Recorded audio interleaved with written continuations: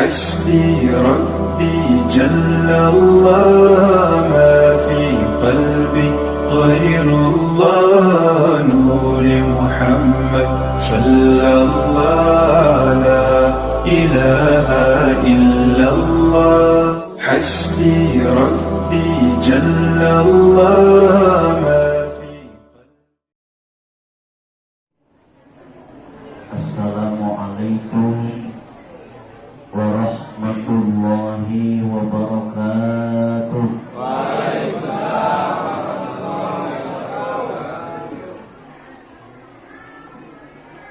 Alhamdulillah alladzi arsala nabiyyana Muhammadan rahmatan lil alamin.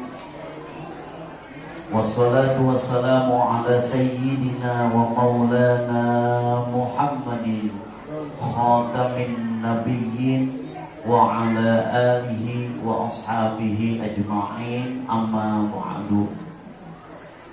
Para alim ulama yang mulia, para pejabat yang terhormat, yang mohon maaf tidak bisa disebutkan satu persatu, insya Allah tidak akan mengurangi penghormatan saya. Mari kita doakan para alim ulama, para asatidz, oleh Allah diberikan tambah-tambah berkah ilmunya, ditambah-tambah berkah rezekinya, amin. Ditambah-tambah berkah umurnya, amin. Dan diberikan tambah-tambah istrinya. Kira-kira bapak-bapak setuju kan? Ibu-ibu setuju, Bu? Untung terbaca amin. Segenap para panitia peringatan Maulid Nabi di Mushola An-Nur di Komplek Perumahan Kencana Residen, mudah-mudahan semua yang para donatur mengorbankan harta, tenaga, pemikiran, terutama untuk terselenggaranya peringatan, ibu-ibu, pemuda-pemudi, semuanya insya Allah akan mendapatkan pahala yang berlipat dari Allah Subhanahu wa Ta'ala, amin. Mohon maaf karena saya ini dari kampung, tidak biasa berbicara di depan umum, maksudnya di kalangan Indonesia, bahasa Indonesia sering bahasa Sunda, jadi mohon maaf andai kata penyampaiannya agak kaku karena saya mah tidak termasuk kiai intelektual, kan eta mah bagian anu S1 S2 sim abdi mah si S-na S Geprok. Insya Allah bermanfaat. Mohon maaf sekali lagi, saya juga tadinya sama Pak Ustadz Ujer merasa malu datang ke sini karena tidak bisa menyumbang harta, tidak membawa bolu, tidak membawa makanan. Mohon maaf kepada penitia, khusus ke DKM nih. Mohon maaf, saya juga malu. Tapi ada sedikit ilmu nanti mudah-mudahan bermanfaat. Amin. Mohon maaf, lengoh, piraku paling ngalengoh deh imam.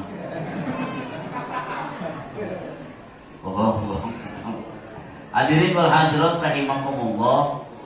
Insya Allah akan saya bahas tentang mentauladani Rasulullah. Anugerah yang Allah berikan paling besar kepada hambanya, pertama yaitu hamba Allah dalam hatinya pengen mengaji. Itulah anugerah yang paling besar. Karena di antara ibadah sholat yang jadi tihangnya agama, apakah itu sholat tahajud, apakah itu ibadah puasa, ibadah umroh, haji, zakat, tetap di atasnya adalah ilmu. Karena Rasul bersabda, ma ubidallahu bi afdala min tafaqquh fiddin. Tidak ada ibadah yang paling utama sesudah sholat, sesudah ibadah-ibadah yang lain, yaitu tafaqquh fiddin, mencari ilmu untuk menyinari kehidupan sementara di dunia, menghadapi kehidupan yang abadi. Leres?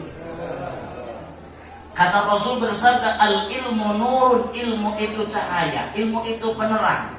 Untuk menerangi kehidupan, program hidup ada 3. 1, ubudiyah. Yang kedua, ubudiyah. Lupa lagi yang kedua. Yaitu ubudiyah diatur oleh ilmu fikih. I'tiqad diatur oleh tauhid. Akhlak diatur oleh ilmu tasawuf. Maka 3 program ini harus digali dengan ilmu yang diajarkan oleh ulama. Contoh ibadah. Karena tugas manusia di dunia ini, wa ma khalaqtul jinna illa liya'budun. Tidak semata-mata kami ciptakan jin dan manusia, hikmahnya itu ibadah. Maka ibadah dari mulai bab fikih, mulai bab susuci, dari mulai bab mandi, bab sholat, apapun yang dikerjakan oleh hamba Allah, maka diatur ilmu fikih. Yang kedua, i'tiqad, keyakinan kepada Allah, maka diatur dengan ilmu tauhid. Karena kalau manusia tidak punya keyakinan ilmu tauhid, contoh, la taksiro kullu syai'in minal kainati bitobi. Ini ilmu tauhid, menerangkan tauhid. Tidak ada semua sebab, tidak bisa menjadikan sesuatu kecuali hanya Allah yang menjadikan. Innama amruhu idza arada syai'an ayyakula lahu kun fayakun. Kehendak Allah. Maka dikala ada orang sakit tadi, Pak RT katanya sakit, moga-moga yuk kita doakan semoga diangkat penyakitnya oleh Allah, amin. Obat tidak punya tapak bekas untuk menyembuhkan. Usaha tidak punya bekas untuk menjadi kaya. Kaya dan sehat itu yaitu kullun minallah, semuanya biqadarillah dan biiradatillah, hanya kekuasaan Allah dan Allah yang menghendakinya. Sebab itu cuma sebab, cuma usaha. Sadayana semuanya tetap Allah yang menghendakinya. Kalau kita punya i'tiqad, kalau tidak mengaji tauhid, contoh ada Bang Jahid sedang ngobrol dengan Bang Abakar. Ayah ada namanya dia Bang Jahid. Kalau mau ayah punten. Cek Bang Bakar, Jahid, kemarin kamu nggak ke masjid? Oh sakit. Oh sekarang udah ke masjid. Bang Bakar, kalau tidak cepat-cepat saya dibawa ke dokter sehingga abdi papai. Jadi si Jahid punya keyakinan bahwa dokter itu bisa menyembuhkan, lupa sama kehendak Allah dan kekuasaan Allah. Maka itu Bang Jahid termasuk kafir qadariyah. Yang selamat Bang apa ya? Bang Bakar. Bang Bakar ditanya sama Bang Jahid, ke Bang Bakar kemarin katanya sakit, kok sekarang udah bisa ke masjid lagi? Alhamdulillahirabbil. Apa susahnya sih mengucapkan alhamdulillah? Apa beratnya? Alhamdulillah Bang Jahid kemarin anak-anak saya membawa saya ke dokter. Alhamdulillah dengan sebab dibawa ke dokter, dikasih obat, diperiksa, Allah menghendaki menyembuhkan penyakit saya. Beres dan gitu. Selamat moal. Namun yakin Allah tidak istilahnya ikut berarti menghilangkan kekuasaan Allah, maka itu Bang Jahid bisa jadi kafir qadariyah. Nusalamat Mamang Bakar. Umpamanya ada orang yang biasa, yang dulunya orang sederhana, tapi pas dia punya perusahaan jadi orang kaya. Jangankan jalannya pun seperti Gatot Kaca, nuloba duit mah. Beda jeung duitna saeutik, leuleus. Ditaros, Bang, dulu abang uangnya sedikit, sekarang abang udah beda. Oh, saya kalau nggak usaha, saya tidak akan makan, saya tidak akan punya mobil, saya tidak akan punya apapun karena saya usaha. Yakin yang bisa jadi kaya itu usaha, maka jadi kafir qadariyah. Maka yang selamat mengucapkan alhamdulillahirabbil dengan sebab saya punya perusahaan, saya ini alhamdulillah Allah menghendaki saya menjadi orang kaya. Tidak akan sombong kalau gitu, karena ingat sama kekuasaan dan kehendak Allah Subhanahu wa ta'ala. Ini yang bertauhid. Nabilah kalau itu kajiannya di rotinan aja di pengajian. Kalau sekarang dikaji tidak akan nyampe jam 12 waktunya. Karena kan di sini pengajian di mana-mana pun singkat, padat, melekat, balik, mawa.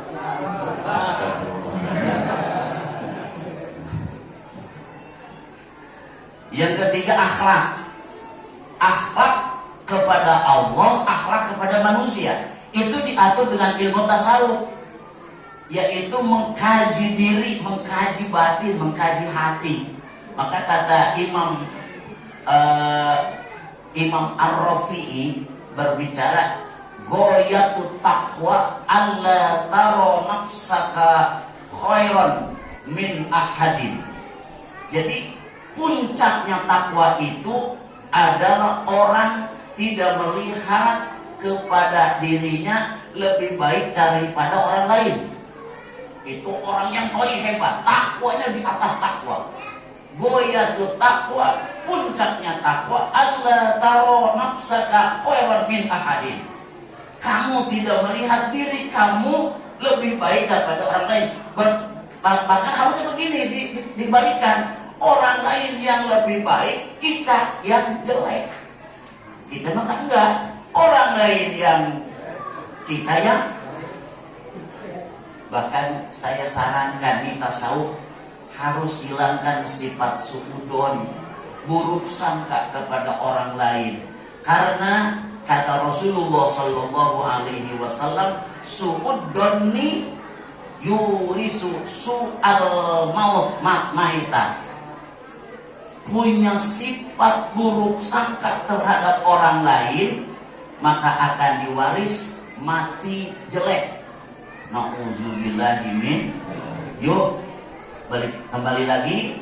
Anugerah yang paling besar adalah anugerah yang Allah berikan kepada hambanya dalam dirinya. Hayang ngaji akan hebat. Apakah dia itu presiden atau direktur atau RT atau RW atau siapapun, bahkan kiai pun kalau tidak mengkajikan lagi maka kiai akan celaka. Apalagi RT. Kenapa RT mana? RT mana? Kiai pun kalau nggak ngaji celaka, apalagi ya. Kalau dulu saya di pesantren tiap hari dukul 24 hari, sesudah subuh, sesudah duhur, sesudah asar, sesudah maghrib, sesudah isya, istirahat sekian jam. Kalau kita kan sibuk orang kerja, maka ada ulama Imam Ghazali menyarankan kepada orang-orang yang sibuk ada 1 minggu sekali namanya rotinan. Sibuk ada sahriahan 1 bulan sekali. Masih sibuk ada 10 hari sekali. Masih sibuk ada ini Maulid Nabi. Masih sibuk ada Rajab. Sibuk innalillahi wa inna ilaihi rajiun. Maka orang yang paling sangat nanti menyesal dari penyesalan yang di atas penyesalan, yaitu waktu di dunia ada waktu untuk mencari ilmu, dia tidak sempat mencari ilmu. Itu orang yang paling menyesal nanti di akhirat. Karena ilmu tadi kata Rasul nurun, menerangi kehidupan. Dari aspek kehidupan akan diterangi dengan ilmu. Jangankan ilmu akhirat, jangankan ilmu ibadah. Ibu-ibu nyeun bolu lamun teu make ilmu, kira-kira eta bolu ngeunang teu. Tapi bolu anu aya di pasar Jumat anu hargana rada lumayan mahal, ngeunang kidahan. Enak rasanya, tapi bolu-bolu ibu-ibu yang tidak pakai ilmu itu bolu telas, kuncinya lamun dibalik pae sih. Subhanallah. Yang kedua, anugerah yang paling besar oleh Allah diberikan kepada hambanya, yaitu kita mengimani, meyakini bahwa Nabi Muhammad itu adalah utusan Allah. Sehingga karena kita mengimani, maka kita memperingati kelahirannya. Maka atas dasar iman, atas dasar keyakinan, kita berani meninggalkan waktu masing-masing rumahnya, meninggalkan kesibukan. Bahkan hari ini kan hari Minggu, seharusnya kan kemana kan? Shopping dulu nantinya. Memajana ulin, tapi karena ada kecintaan kepada Nabi, kita alhamdulillah bisa memperingati Maulid Nabi Muhammad SAW. Itulah anugerah yang paling besar. Karena Rasul udah bersabda, man adzoma maulidi kuntu syafi'an lahu yaumal qiyamah. Siapa orang yang mengagungkan atas kelahiranku, kata Rasul, maka akan aku berikan syafaat nanti di hari kiamat. Amin. Berpikir, andai kata kita pengen masuk surga, mengandalkan sholat mana? Kalau pengen masuk surga, mengandalkan sodako yang mana? Mengandalkan, pengen masuk surga, mengandalkan tahajud yang mana? Ini wajah-wajah tahajud atau wajah-wajah? Bukan. Tapi mengkritik, tapi kenyataan. Kalau kita pengen masuk surga mengadakan sholat yang mana? Untung di sini mah tidak ada bacaan. Seharusnya pasti jangan banyak bacaan di depan. Apalagi ada jadwal khotib.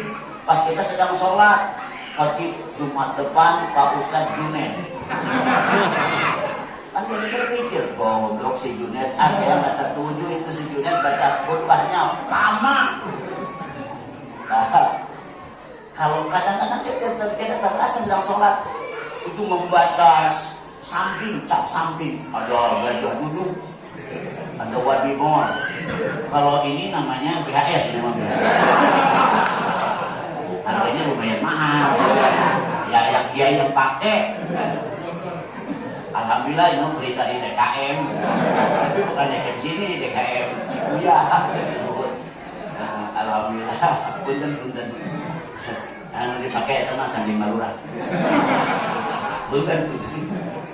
Kadang-kadang kita sholat visualnya terbayang kemana-mana. Coba ibu bapak, andai kata kita sholat aprak-aprakan batal deh. Sholat aprak-aprakan. Bapak sholat aprak-aprakan. Maksudnya kalau sholat membayang kemana-kemana, untung ada ulama kasihan kepada kita. Sholat kita tidak khusyuk karena ingat kemana-mana itu tidak batal. Karena dalam Imam Syafi'i khusyuk itu cuma hukumnya sunat tapi tidak jadi rukun. Andai kata khusyuk itu rukun, termasuk daripada 17 rukun, segala sah sholat kurang. Yang terus kemana-mana. Sehingga pernah saya hampir istilahnya bertengkar dengan istri gara-gara kunci motor hilang. Pas saya sholat, najas. Makanya andai kata ya lupa cepat-cepat wudhu, ambil air wudhu, langsung sholat, insya Allah. Hadirin wal hadirat, kalau kita mengandalkan sodako untuk masuk surga, malu Pak, sodako mana? Kita yang tahu sebesar sodako kita. Bahkan saya punya jamaah ibu-ibu sekian majelis taklim, ada majelis taklim itu ibu-ibu kalau ada keropak maju itu langsung bawa modok uang, langsung berikan 100.000, tapi ngaharewos kapan dia bulanan 99.000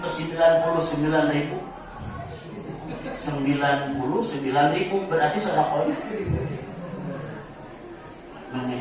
Pengen mengandalkan sodako, tapi semata-mata kita pengen surga karena ada 3. Pertama, rahmat Allah. 2, maghfirah Allah. 3, syafaat Nabi. Itu cuma yang kita andalkan. Kita harus optimis karena Allah memberikan rahmat. Inna rahmatallahi qaribum minal muhsinin. Sesungguhnya kasih sayang Allah, rahmat Allah dekat dengan orang yang melaksanakan kebaikan. Semoga kita ada di masjid sedang menghadiri perayaan kelahiran baginda Nabi besar Muhammad, maka termasuk kita tergolongan muhsinin, maka rahmat Allah dekat dengan orang-orang yang muhsinin. Maka dengan modal rahmat, insya Allah kita akan gampang masuk surga. Amin. Karena kalau kita mengandalkan ibadah malu, jangankan kita yang doib, Rasul pun, kata sahabat sedang berkumpul, kata Rasul, sahabat, kamu, saya masuk surga karena bukan amal kamu. Sahabat semuanya kaget. Karena apa Rasul kita masuk surga? Coba sahabat yang ibadahnya sangat hebat, kalau dibandingkan ibadah manusia sedunia dengan sahabat yang namanya Sayyidina Abu Bakar Siddiq, maka tidak akan serupa ibadah semua manusia sedunia dengan satu orang sahabat Sayyidina Abu Bakar. Perbandingan, maka sahabat semuanya kaget. Kata sahabat, ya Rasul, kalau baginda bagaimana masuk surga, dengan apa? Aku juga masuk surga bukan karena amalku. Coba bayangkan, Rasul sampai bengkak. Ayatnya di dia, sholat langsung baru bengkak. Karena apa? Karena lama berdiri Rasulullah dikala bersembahyang subuh, bersembahyang tahajud, sholat tahajud. Lalu kita Siti Aisyah dikala mau tidur, dia sesudah ambil air wudhu, sudah mau tidur, lihat Rasul sedang sholat. Jam 2 bangun, Sayyidah Aisyah sedang sholat, Nabi besar. Pas jam 3 masih sholat, jam 4 masih sholat. Lalu cik bahasa orang abah itu nama-nama teh mana apa teh setiap wajib masuk surga mesti diampuni dosa, andai kata ada punya dosa. Kenapa cik bahasa orang nama-nama teh meni ketika sampai bengkak ya Rasul? Rasul menjawab, an akuna abdan syakura. Abah, saya pengen diakui oleh Allah jadi hamba yang banyak syukur. Maka apalagi kita? Rasul pun tidak mengharapkan masuk surga dengan amalnya, semata-mata Rasul menjawab, karena saya masuk surga dengan rahmat Allah Subhanahu. Kata Allah dalam Al-Quran, kita pegang erat-erat, inna rahmatallahi qaribum minal muhsinin. Sesungguhnya rahmat Allah dekat bagi orang yang melaksanakan kebaikan. Mudah-mudahan kita semua, amin ya Allah ya Rabbal Alamin. Yang kedua, kita masuk surga karena magfirah. Siapa yang gak punya dosa, Pak? Saya pudin yang paling banyak. Walaupun pakai sorban, pakai jas, ini mah cuma casing. Kalau tidak ada satir Allah, untung Allah sayang kepada kita, menutupi kejelekan kita. Coba namun tidak ditutupi oleh Allah, sehingga kawirangan saya pudin. Dosa ini, dosa ini, dosa ini. Andai kata kita berbohong langsung, benjut langsung, baru langsung, Pak. Tapi Allah memberikan kasih sayang, masih menutupi keaiban kita, kekurangan kita. Maka ada sifat Allah Ghafurur Rahim, Allah Maha Pengampun. Dosamu penuh sedunia, tapi ampunan Allah lebih besar daripada dosa kamu. Mudah-mudahan yuk, saya mengajak jangan meninggalkan dalam satu hari membaca astaghfirullahal minimal 100 kali. Likulidain dawaun wa dawaud dunub al istighfar. Setiap penyakit pasti ada obatnya. Obat untuk menghancurkan dosa yaitu membaca istighfar. Ayo kita sama-sama. Astaghfirullah Rabbal baraya. Astaghfirullah minal baraya. Astaghfirullah Rabbal baraya. Astaghfirullah minal baraya.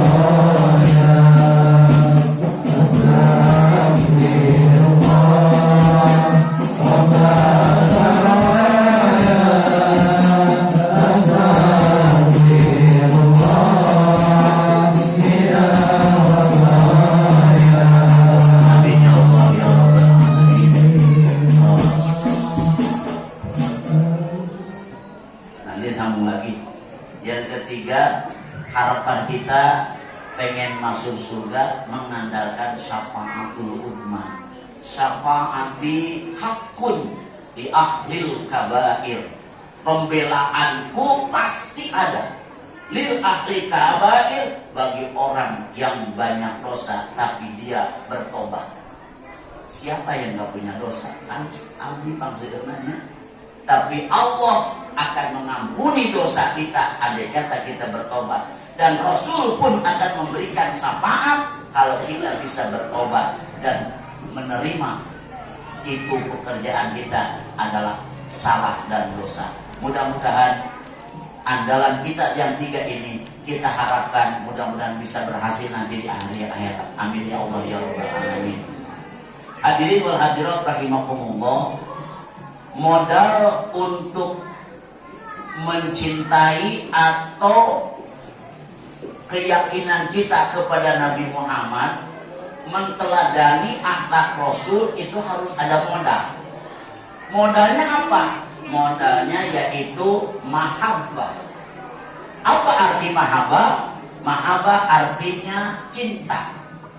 Saya Imam Athaillah berpendapat al-mahabbatu hiya kasyajarah. Mahabbah itu adalah modal untuk meyakini Rasul dan meyakini Allah. Dengan cinta, insya Allah kita akan timbul keyakinan. Dengan cinta, modal cinta, akan yakin kepada Nabi Muhammad.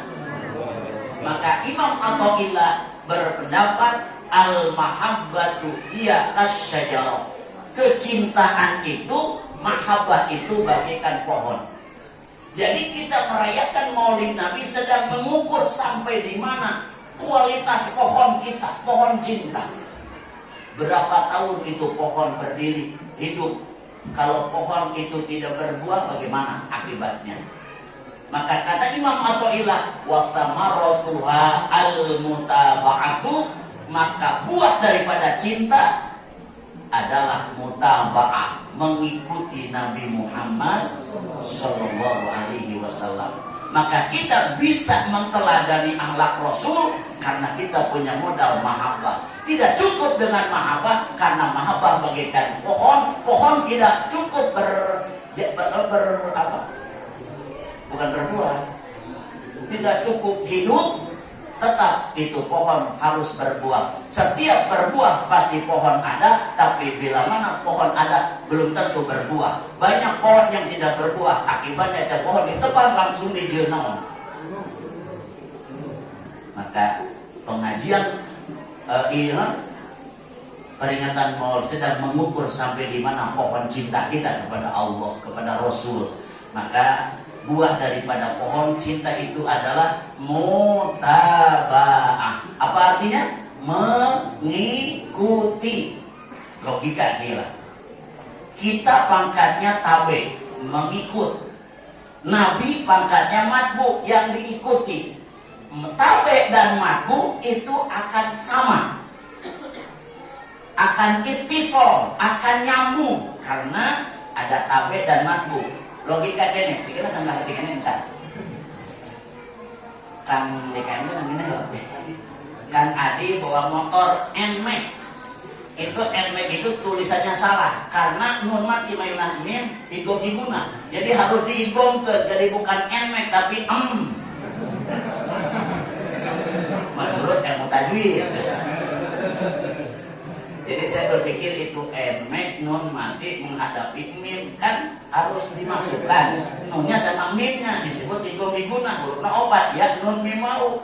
Kenapa dibaca NMAX? Itu mah idhar. Jadi harusnya itu mah cuma intermezzo aja.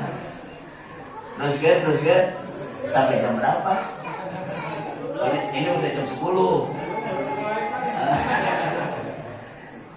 Jadi nanti jam 10:30 beres. Nah, insya Allah semuanya akan dibongkar, insya Allah akan dibahas. Dari Pak Adi ya, coba lagi Pak Adi bawa motor NMAX. Tapi ya si ngomongnya ngesek NMAX lah pokoknya.